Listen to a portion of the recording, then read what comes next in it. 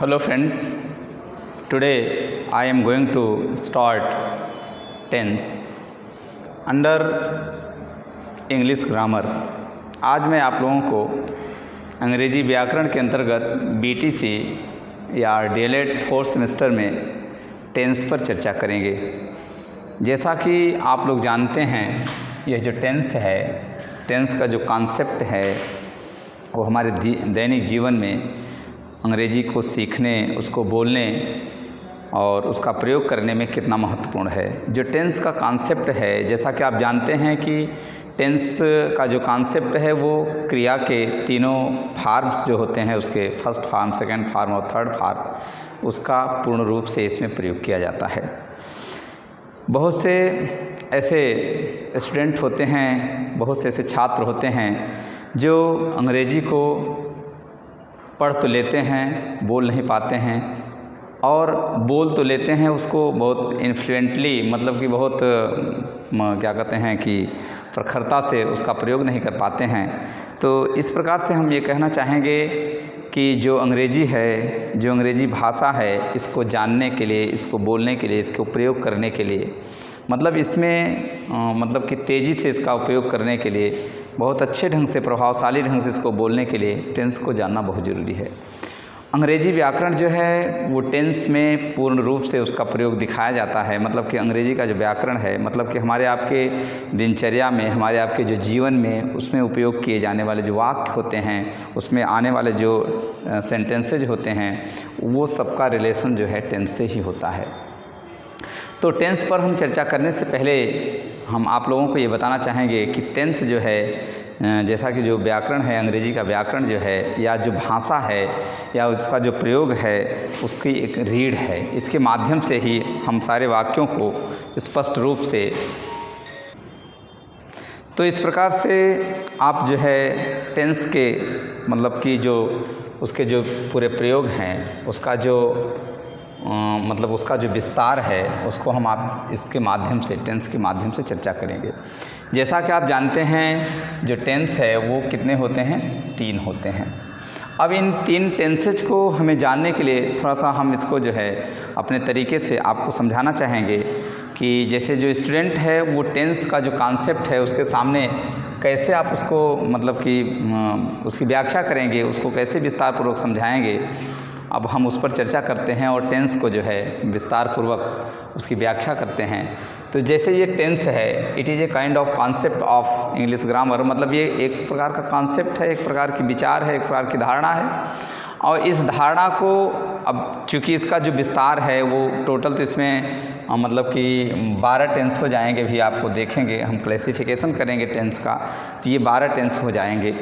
12 tense अब किस प्रकार से हो जाएगा, मतलब ये थोड़ा सा बर्डन न होने पाए, इसलिए आप जो है एक एक टेंस को मतलब कि सेपरेटली जो है उसको अलग अलग करके एक एक टेंस को मतलब कि बाखूबी जो है उसको आप, उसका प्रयोग और उसके जो सिद्धांत हैं, उसके जो रूल्स हैं, उसको आप जानिए। तो उसके पहले हम जो है इस टेंस के कॉन्सेप्ट को समझाते हुए हम आपको बताना चाहेंगे कि जैसे ये टेंस है और इस टेंस को कैसे कैटेगराइज करके 3 किया गया, या ये काल जो है वो 3 काल को विभक्त करके कैसे जो है इसका जो है इसको डिफाइन किया जाता है, उस पर ध्यान देंगे। Suppose that tense is a grandfather. आप एक एग्जाम्पल के साथ ही आप देखेंगे, जैसे ये जो टेंस है वो सपोज दैट वो एक ग्रैंडफादर है, एक दादा है, और इसके 3 बच्चे हैं। आप ध्यान देंगे, जैसा कि 3 बच्चों का नाम है पास्ट टेंस और प्रेजेंट टेंस और फ्यूचर टेंस। अब इस टेंस में मतलब जो टेंस है उसको हमने क्या मान लिया? ग्रैंडफादर मैंने मान लिया कि वो दादा है और दादा के 3 बच्चे हैं। जिस प्रकार से उनका नाम है, जिस प्रकार से वो हैं, उनका वैसे ही जो है उनको एज बाउंड किया गया, उनका क्रिटिकल पीरियड बाउंड किया गया। जैसे ये जो है वो सबसे सीनियर है, ये कैसा है? सबसे सीनियर है, ज्येष्ठ है। पास्ट टेंस जो है वो क्या है? ज्येष्ठ पुत्र है। और suppose that he is no more, ये अब नहीं रहा धरती पर। ठीक है, जैसे आप टेंस है, टेंस को आप देख रहे हैं कि जैसे ये टेंस है, ये क्या है? ये ग्रैंडफादर है। ये क्या है? ये ग्रैंडफादर है। और ग्रैंडफादर के कितने पुत्र हैं, कितने बच्चे हैं? 3 बच्चे हैं। पहला कौन है? पास्ट टेंस, दूसरा क्या है? प्रेजेंट टेंस, और तीसरा क्या है? Future tense. ये सबसे बड़ा पुत्र है, और ये दूसरे नंबर का है, और ये तीसरे नंबर का है।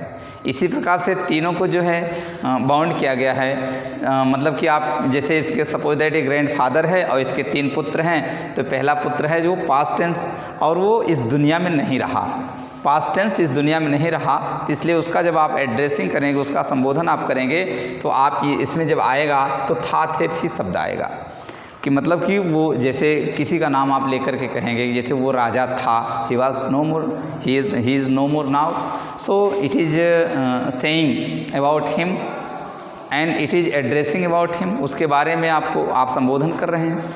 और दूसरे पुत्र का नाम है प्रेजेंट टेंस, दूसरे पुत्र का प्रेजेंट टेंस जो सामने है, he is in present time, so and the third is future tense, he will be मतलब he will be young one day, so he is called future tense। तो इस प्रकार से टेंस कितने हो गए आपके? टेंस हो गए 3 टेंस हो गए। तीनों का आपने वर्गीकरण देखा, तीनों को आपने ये देखा कि पास्ट टेंस है और future tense, past tense, present tense और फ्यूचर टेंस। इस प्रकार से जो प्रेजेंट टेंस का जो क्रम है वो पास्ट टेंस है, इसके बाद प्रेजेंट टेंस है, इसके बाद फ्यूचर टेंस है।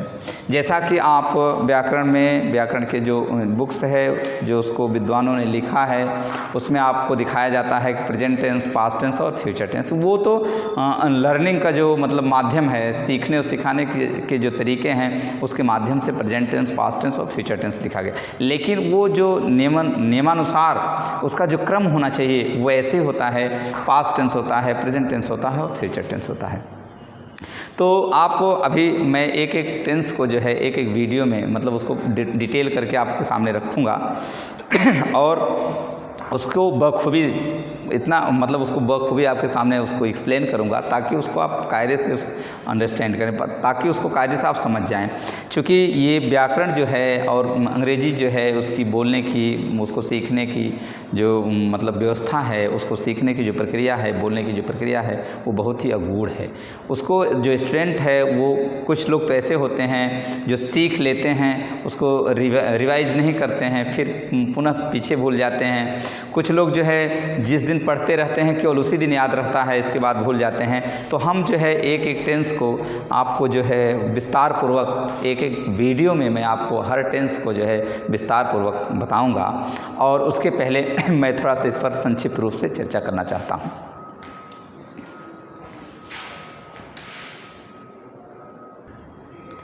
तो जैसा कि आपने इस 3 टेंस को देखा कि ये 3 टेंस होते हैं, और इनकी जो टेंस जो होते हैं, इनकी जो पहचान होती है, उसमें देखिए जैसे आप देखेंगे था, थे और थी।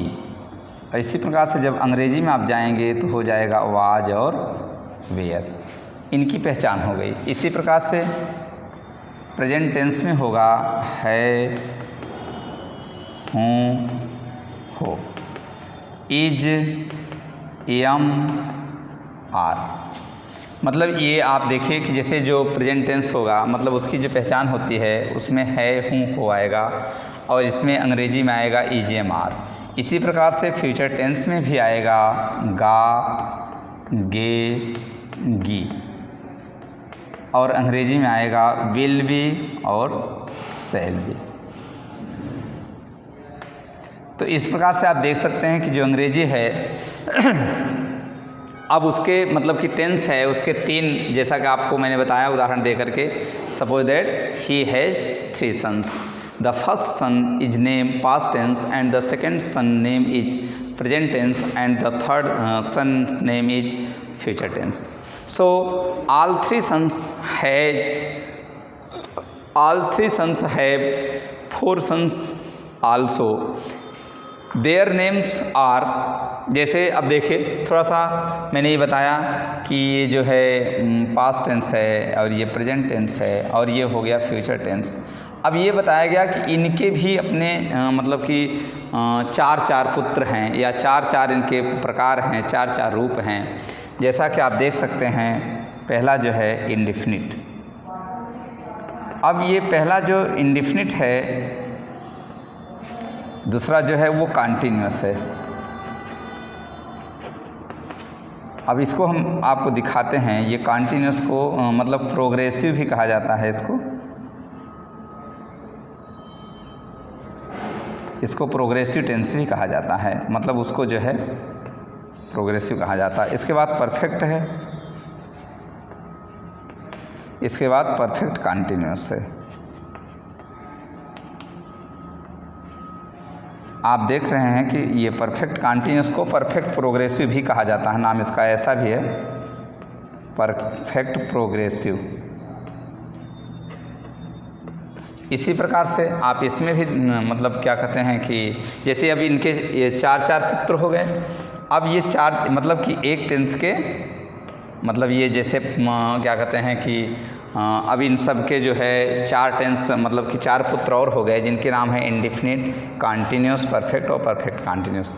अब जब इनको आप मतलब इंट्रोड्यूस करेंगे, मतलब अब ये सारे मतलब सारे जो टेंस होते हैं, past tense, present tense, future tense, सबके चार पुत्र हो गए। अब जब इसको आप एड्रेस करेंगे, जब इसको आप इंट्रोड्यूस करेंगे, तो जैसे इंडिफिनिट का जब आप नाम लेंगे तो अब इसके सामने इनके जो है पिता का नाम, आप पिता ही मान लीजिए, इनके सामने इनके पिता का नाम इसमें जुटा रहेगा तो वो उस टेंस के हो जाएंगे। जैसे देखिए अब मैंने इनके पिता का नाम इसके सामने जोड़ दिया। अब ये कौन से टेंस हो गए, मतलब इनके प्रत्येक के चार there are 4 sons have each tenses, मतलब प्रत्येक टेंस के पास 4 टेंस और होते हैं। अब इनके पिता के नाम इनके सामने जुड़ जाएगा तो ये हो जाएंगे इनके पुत्र, और इनके पिता का नाम जब जुटेगा तो क्या हो जाएगा, इनके पहले प्रेजेंट टेंस, और ये अगर फ्यूचर टेंस तो ये इंडिफिनिट इनके भी हो गए, इनके भी हो गए और इनके भी हो गए। अर्थात इस प्रकार से जो टेंस हैं उनके एक टेंस के 4 टेंस होते हैं, मतलब एक टेंस में 4 टेंस अलग अलग होते हैं। तो आप देख रहे हैं टेंस को, उसको उसके विभाजन को, उसको जो है मतलब उसका जो एग्जाम्पल दिया जा रहा है उसको आप समझ रहे हैं कि टेंस क्या है और उसको कैसे किन रूपों में जाना जाता है। जैसे आप देखें ये जो है हूँ हो लगा है, इससे इसके टेंस की पहचान होती है। जैसे आप कोई भी वाक्य अगर आप लिखेंगे, जैसे देखिए वह विद्यार्थी है। अब देखिए अब यहाँ पर जो है ये टेंस है, देयर इज़ नो वर्ब्स, इसमें कोई क्रियाएं नहीं होती हैं। इन टेंस में मतलब कि जो सिंपल टेंस होते हैं इसको सिंपल टेंस भी कहा जाता है, मतलब कि इंडेफिनिट को सिंपल भी कहा जाता है। तो मतलब इनके अंदर जो प्रेजेंट टेंस होते हैं, जो पास्ट टेंस होते हैं, इसमें कोई क्रिया नहीं होती है। जब इसमें क्रिया नहीं होती है तो इसको जो है प्राय क्या कहते हैं कि सिंपल टेंस कहा जाता है। और जब इनमें क्रिया होने लगती है, मतलब क्रिया का मतलब क्रिएशन होने लगता है, तो इनके अलग अलग 4 टेंस हो जाते हैं जिस पर हम चर्चा कर रहे हैं। देखते रहिए आप।